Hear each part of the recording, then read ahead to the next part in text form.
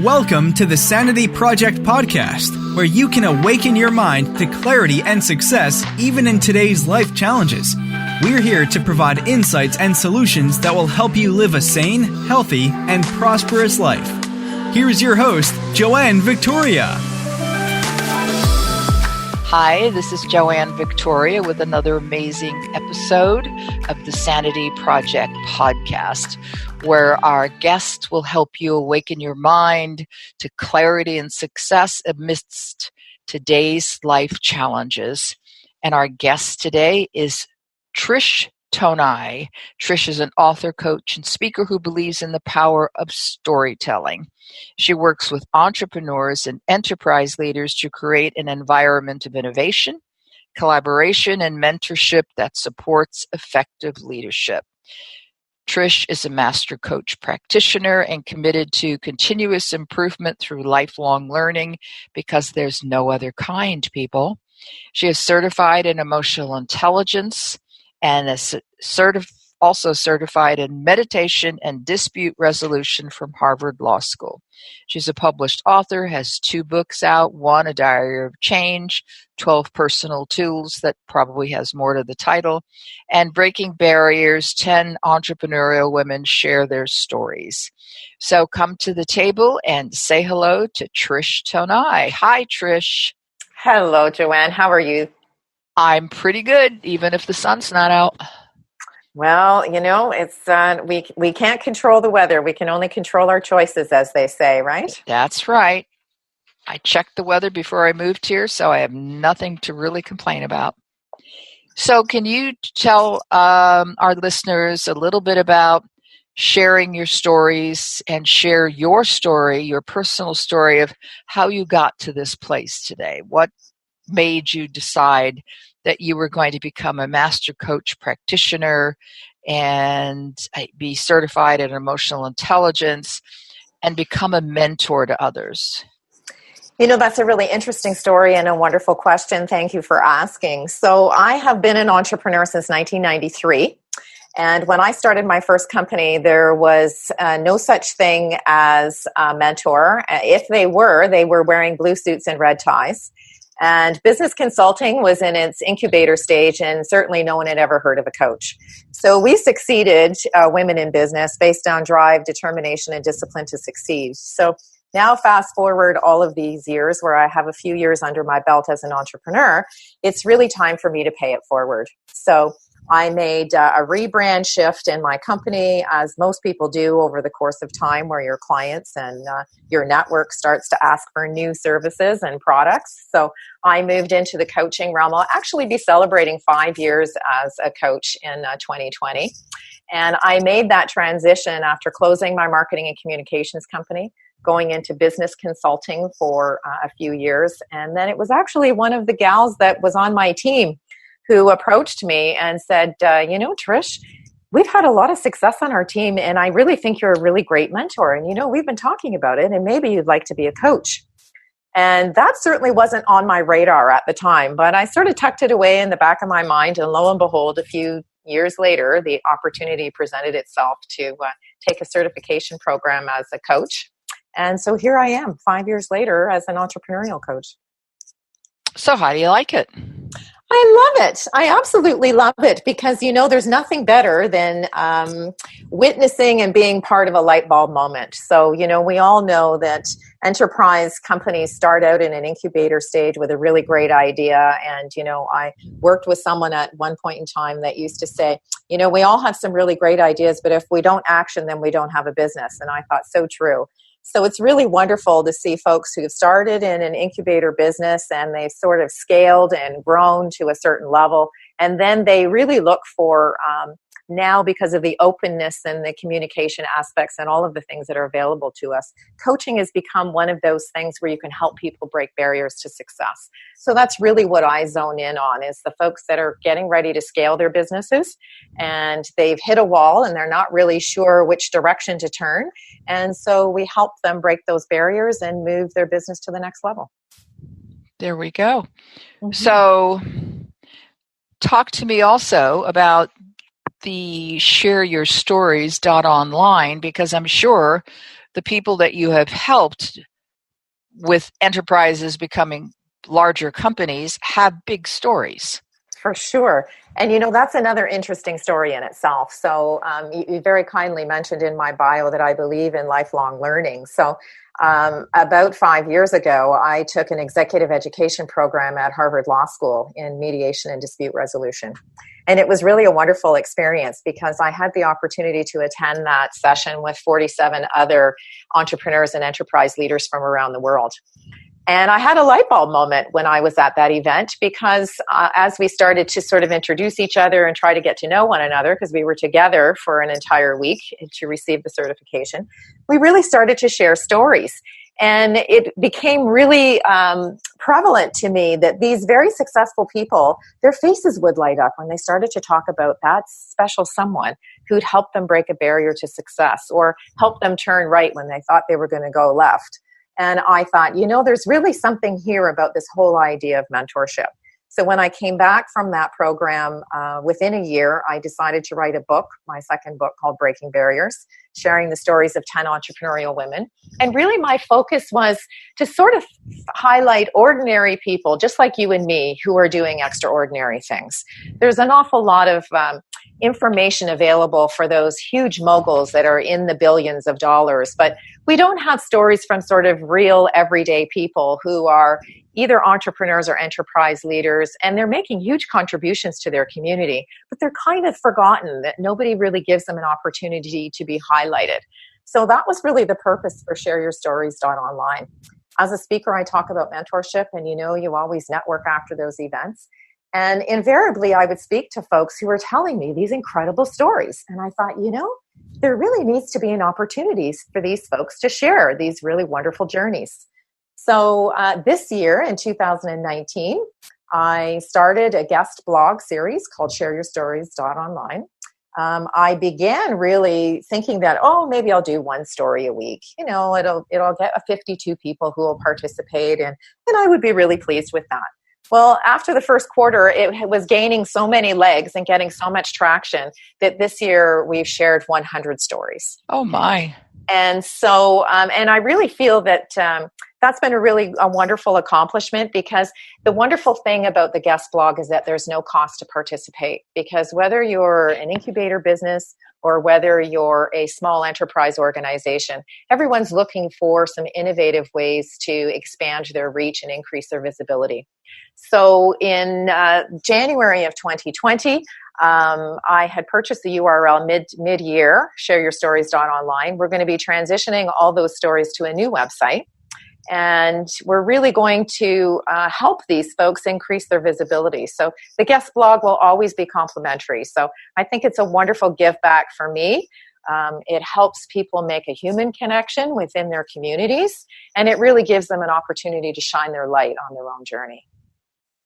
Will you have more than 100 stories? Oh, absolutely. We actually have more than 100 already. So wow. The nice thing is my very big, hairy, audacious goal for this site is that in 3 years we'll have thousands of stories. I'd love to say that we'll have 10,000 stories by the year 2022. Right now it's international. So we have people from Europe, from New Zealand, from Australia, from the United States and Canada. So it really is an international initiative. And it's really fun because what people are doing is they're saying, hey, I was featured on this wonderful platform. Maybe you would like to as well. And so I'm now getting lots of requests. How can I participate? What do I have to do to participate? So we're really going to make that transition very easy for folks in January of 2020. And we're going to have an online format. So you could submit your story. You hit, the button that says submit. We'll ensure that everything is on track and it looks wonderful. And then we'll publish. And next thing you know, you'll be live and on the World Wide Web being able to share your story. Yeah, someone just came into my mind, a person who does a podcast and lived in the States, then moved to Paris and had to deal with a lot in transitioning from learning a new language and this and that, and she deals with courage. That's her topic. Mm-hmm. And I thought this would be a perfect place for this person to be, even though she's in many other places. This would be a good place for her to be, and I think that she would.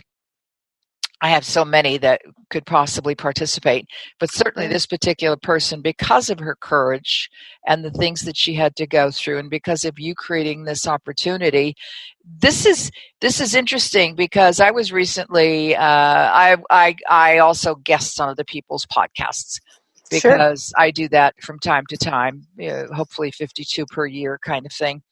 And she recently sent me an email saying, you were a guest and I'm creating a book or a website, whatever, parallel.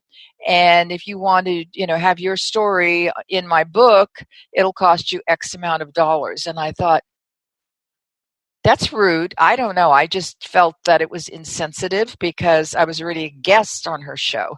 I didn't take it personally. I just thought it was not the right way to market it. And well, what's interesting is we're going to the first 100 people who took a leap of faith with me to share their story. We're actually reaching out to those folks, and we're going to publish an ebook. It will be complimentary, obviously, for them to participate. Sure. And they'll have a chance to share their story in the ebook.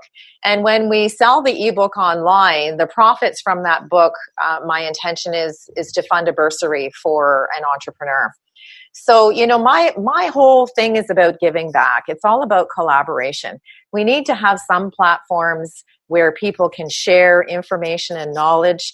Yes, of course, we all need to make a living, and we all have, bills to pay and a lifestyle to maintain. Right. But there still has to be that philanthropic part to what we do. And that's one of the things that I coach people on. It can't be all about the money, because if it's only all about the money, it won't last. There has to be a little bit more to your story than just making more money. So for me, this initiative, not that I won't monetize it. I mean, someone had said to me the other day, Trish, you've really got to make this a membership site, because the information and resources that you can provide would be really amazing for folks that are in different levels of their business. And so I've taken that under advisement, and, hopefully by the middle of next year, after we've gained some more traction and we've got some more stories, we'll introduce a membership portion to the site. But the guest blog will always be complimentary, because I think that's the entry point at which we then can start to network with each other. Well, I think, especially since you're dealing with women, mostly I'm gathering, and women have a difficult time taking some large leaps.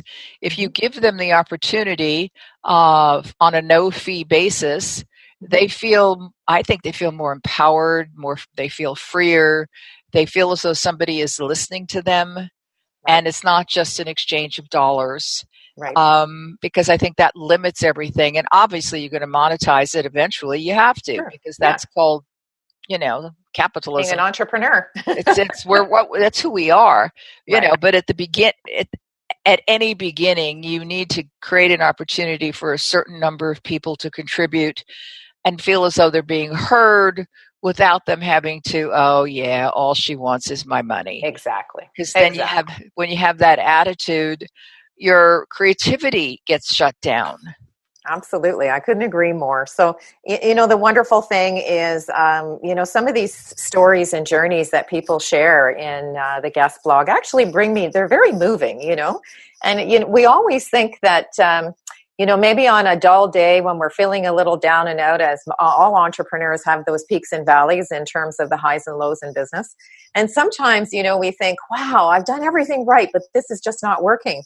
And you read one of those stories and you think, holy cow, I have nothing to complain about. I need to be grateful, have lots of gratitude. And it really creates this sort of support network where you can understand that, the journey of entrepreneurship is not going to be without its peaks and valleys. It's not like the yellow brick road that's going to take you to prosperity and go from point A to point B at a trajectory that's, at Mach 2 with your hair on fire. It's a journey. And, I can certainly speak from experience, having been an entrepreneur for almost 30 years. There's lots of really wonderful things that will come out of what we may consider to be a failure. So one of the things I coach folks on is, failure is an opportunity. It's an opportunity to make a choice, learn from the things that we tried, and cherry pick out of that what worked and then incorporate that into a new idea. And that's really what the light bulb moments are all about. So the guest blog is really about, tell us a little bit about your journey, share your light bulb moment, give us 3 words of advice, and then each entrepreneur has an opportunity to put a short bio with their picture and a direct link to their website. So the really wonderful thing is I leave the connectivity to each individual. If that story resonates with you, reach out to the person. All you can do is ask.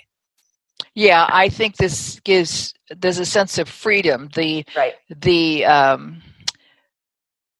do I call it? Like the handcuffs are taken off of an individual when they are just given this opportunity. Yes, you can talk to her. Really, she's a living person. Yes, you can ask her what you want because that's part of the energy that you, Trish Tonaj, have created. Just everything is there for you. It's open to you. Right. So take advantage of this opportunity. I'm just going to make also a leap to this Facebook group that you have that is called Breaking Barriers. Correct. Can you speak about that a little bit? Sure. So that's sort of the safe zone. So it's a closed Facebook group. Folks obviously asked to invite to join it, and it's a place where the entrepreneurs who belong to that group can sort of share troubles or ask questions or look for recommendations. And that actually, if you want to call it, was maybe the incubator for the bigger ShareYourStories.online, because eventually, the group in which you communicate with, you want to look for more resources. And I think, if anything, the incubator to the whole concept started with the Breaking Barriers Facebook page. That was started after I published the book. We invited a number of folks into that group because we really felt that there was some synergies. When I was certainly doing the research for the book, there's, an entrepreneur is an entrepreneur. It doesn't matter if you sell widgets or if you're providing services. The basic elements of fundamentals of business are all the same. And it's really interesting when you hear stories from folks or their challenges that they're having. There's lots of folks having those same challenges. You just need to connect with them, maybe brainstorm, do a little mastermind session, and come up with a solution that works best for you.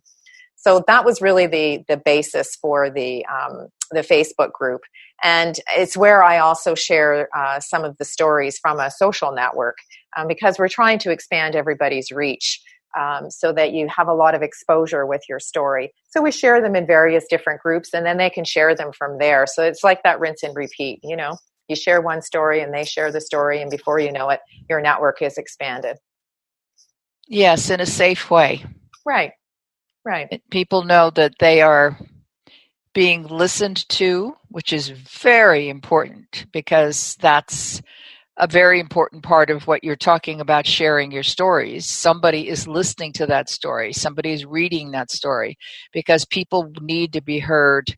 It's like I had a guest who was talking about illnesses, and the first thing she said was when she is meeting a person, she said, I tell them I believe them, because when people have obscure illnesses pertaining to whatever, they're usually not heard because people, call them names of some nature.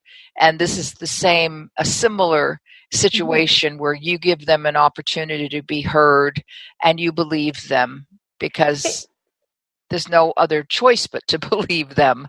Well, the nice thing too is that, the world of entrepreneurship, as you well know, Joanne, is different than paid employment, I call it. You've jumped off the grid. You've got all the risk and reward that's involved in climbing your own mountain. And sometimes you just need a little bit of support. I certainly know when I started my first business, most of my friends were getting married and having babies, and I was not in that same genre. It wasn't part of my goals and objectives. So we really had nothing in common. So it ends up that, sometimes your friend base or your social network base changes because there's no like-mindedness there. Right.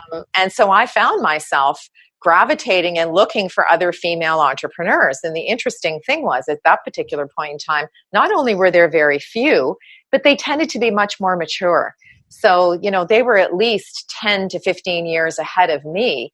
And that really created an opportunity, I think. One of the quotes I use when I'm speaking on mentorship is, you never know who's watching your journey and being inspired. We don't necessarily have to have direct contact with folks, but they may see you in the community and know what you do.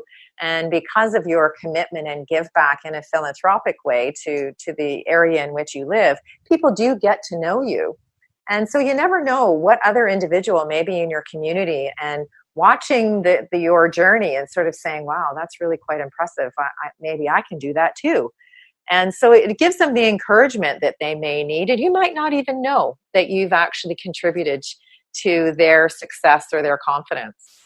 And sometimes people need to support someone else to feel good about themselves. Mm-hmm. They need, when they see someone such as yourself, certainly in the days that you were alone on your little path there, trailing behind the elder women. Mm-hmm. Yes, exactly. And going, why am I behind here? Why aren't I with them? And then, of course, you surpassed them because you would. I mean, that's just the nature of the way things work. And then people can applaud you. That there should be more applause for others than hate. The interesting thing is I'm a very transparent coach. So I believe that, in order to build that trust with the folks that you work with, you have to be as transparent with them as they are with you, or the learning curve is not going to be as results oriented as you would like. And I always say to my clients, one of the things that I have the most difficulty with, even now, 20 some odd years later as an entrepreneur, I still have trouble celebrating my success. Mm-hmm. I still feel that, there's more to do. There's more to accomplish. There's another door that needs to be opened. There's another window that needs to be opened, no matter how big or small the goal may be. And so even to this day, I still struggle with sitting back, taking a deep breath and going, Trish, you did a really good job there. You need to kind of pat yourself on the back and say, wow, you accomplished that goal, either on schedule or ahead of schedule. Now just take even 5 minutes or one day to celebrate that success and go, okay, now you can sort of pick yourself up and move on in that forward trajectory. But we do need to celebrate our success because, the years go by very quickly. Right? Someone said to me the other day, do you realize we're starting a new decade in another, whatever it is, 45 days or whatever? And I was like, pardon, what? It never even occurred to me that, this calendar is flipping over into a new decade. And I thought, whether we wanted to or not. Yeah. Exactly. So that, time, I always say in our gig economy, not only do we have the challenges of the technology age, but, when you get to a certain age, time goes by faster than the speed of sound at the same time as our experiential learning. And, sometimes you just need to pause, take a time out, an adult time out, recalibrate your goals and objectives and just enjoy. Just take a deep breath and enjoy. So even to this day, I have to coach myself on being able to do that. Just take a little pause and enjoy the success. I remember years ago when I first started saying these words to people in groups, I would say at the end of the day, put your feet up on your desk and have an imaginary or real cigar in your hand and say, job well done. Because we need that reinforcement from ourselves because there is no one else that can do it as we can. No one else knows how difficult or how easy it might have been. So we need to constantly reinforce the work that we are doing because we have no idea how important it is until somebody comes up to us 2, 3, 4, 5 years down the line and says, remember when you told me ABC, XYZ, that was really important to me. And, 9 times out of 10, you or I would not have even recalled that conversation. And, so true. And we need to celebrate everything. We need to enjoy and cherish who we are because we're on this earth for a reason. And as long as we're on this earth, we celebrate it. That's it. We have to. That's you want to talk about light bulb moments. I'm a certified personal trainer as well. So when I work with my clients, I really take a holistic approach between your wealth and well-being because you can't have one without the other. So, one of the other interesting things is I've had corporate burnout twice as an entrepreneur over the years.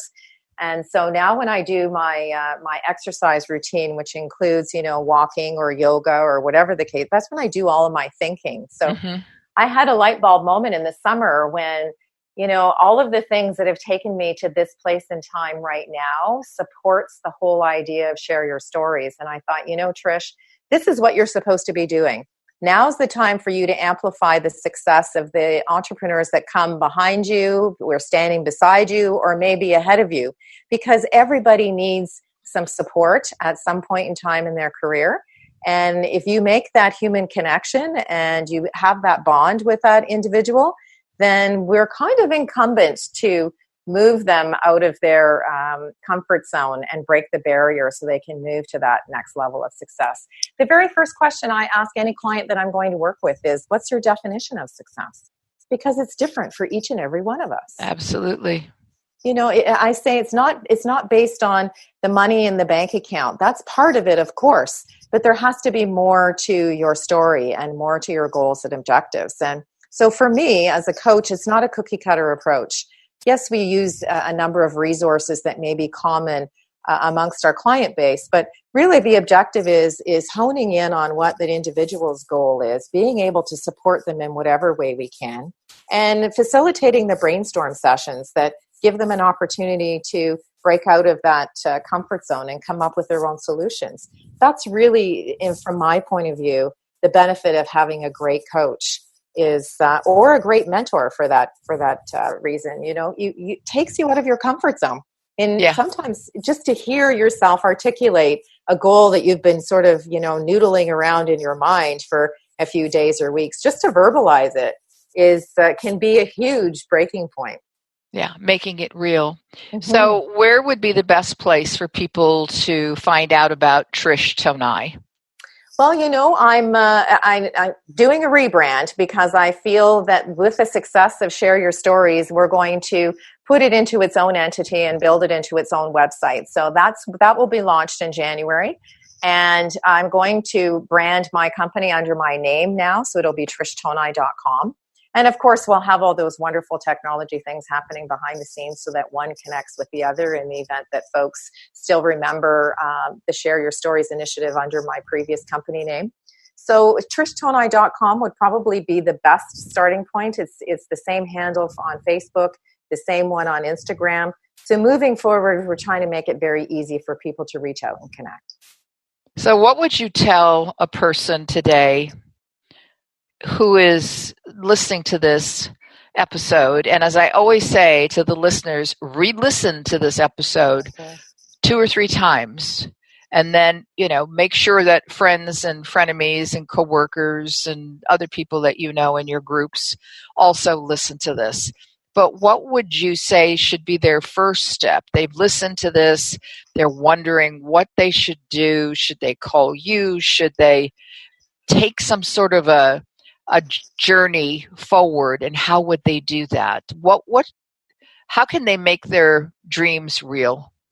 I think the first thing that anybody has to do, and it starts with journaling, to be quite honest, is to write down your goals and objectives and try to create your own linear path as to what your outcome may be, whether it's a 3-year, a 5-year, or a 10-year goal. To commit to writing it down and then to try to strategically come up with some sort of path that's going to lead you to that place is really the first step, because we all have really great ideas, but we need to articulate what those ideas are and put them into action before you make any change in your business or personal life. So my advice to anyone would be start to journal some of those really great ideas, and when you feel really comfortable about one of them, then take it to the next step and start to really strategize about where that can take you. Well, I want to thank Trish Tonaj for being here today. It's Trish, TrishTonaj.com, and you will find out everything you need to know about her. And as I say, re-listen to this podcast, because even though you think you've taken notes, you're going to miss things.